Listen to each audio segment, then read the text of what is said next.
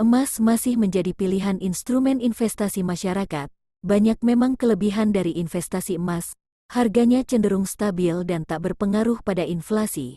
Namun, di balik keuntungan tersebut, investasi emas juga memiliki risiko kerugian. Lalu, apa saja yang menjadi kelebihan dan kekurangan investasi emas? Berikut ini beberapa keuntungan dan kerugian yang wajib pemula ketahui bila kita investasi emas.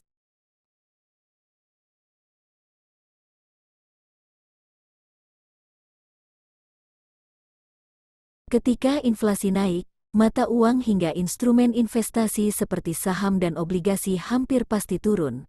Namun, tidak untuk emas, nilai emas relatif stabil. Kalaupun ada penurunan, maka tidak akan terlalu besar.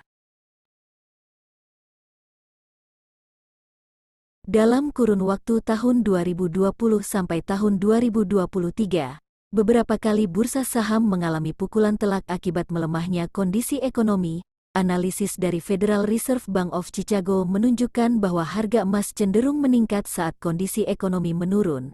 Bisa dibilang, harga emas tidak selalu meningkat saat ekonomi terguncang, tapi bila turun pun, tidak akan terlalu drastis.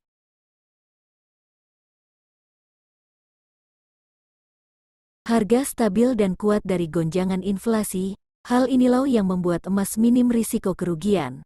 Artinya, emas adalah investasi berisiko relatif rendah. Bagi para investor konvensional, memiliki emas adalah cara aman mengamankan aset dan mempertahankan harta likuid.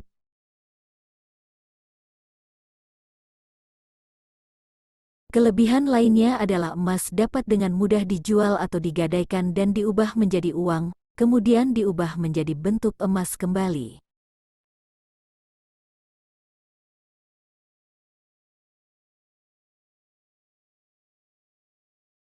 Investasi emas baru memberikan hasil signifikan setelah 5-10 tahun. Bagi Anda yang ingin berinvestasi jangka pendek, instrumen ini tidak tepat. Dalam jangka waktu kurang dari 5 tahun, selisih harga emas tidak lebih dari 5%, tidak signifikan sebagai hasil investasi.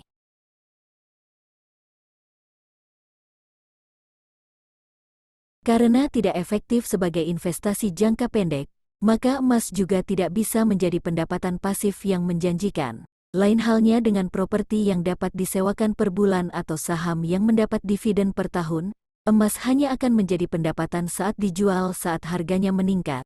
Jika peningkatan harga tidak banyak, Anda tidak mendapat keuntungan yang besar pula.